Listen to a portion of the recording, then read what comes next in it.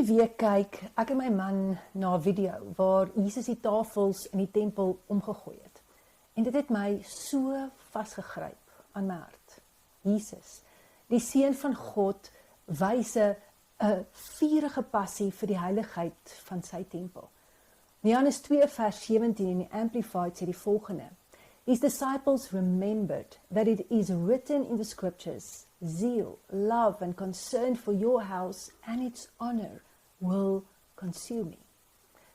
Hy het tafels omgekeer van mense wat op oneerlike wyse baie meer rente gevra het as wat hulle moes. Mense wat korrup was, mense vir wie die heilige tyd van Paasfees absoluut geen betekenis gehad het nie, behalwe natuurlik die gierigheid van meer geld.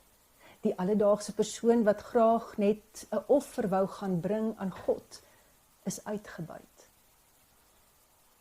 En soos ek Jesus die tafel sien omgooi, besef ek, maar ek is ook die tempel van God. En is daar dalk tafels in my hart wat omgegooi moet word? Tafels van onvergewensgesindheid, tafels van bitterheid, dalk van jaloesie, tafels van selftwyfel, tafels wat die duiwel gedek het, en ek het gaan aansit by hierdie tafels. Jesus wil daardie tafels omgooi. Hy wil jou en my tempel weer heilig maak. Hy wil alles verwyder wat die duiwel daar kom plaas het. Want jy sien, hy wil 'n tafel vir jou en my dek. Ons ken Psalm 23 vers 5. Dit sê, U berei 'n tafel voor my aangesig, voor my vyande. U salf my hoof met olie, my beker loop oor. 'n ander vertaling sê, U nooi my om by U tafel te sit, maar my vyande moet staan en kyk. Laat Jesus vandag die tafels wat die vyand in jou hart kom dek het, kom omgooi.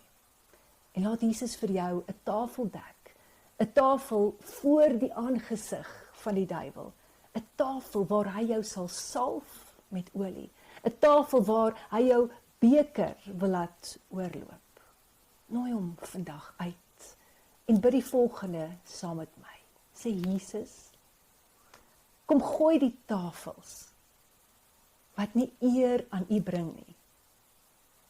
Kom gooi hulle om.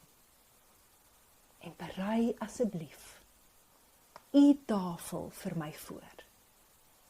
Want by U tafel word ek gesalf.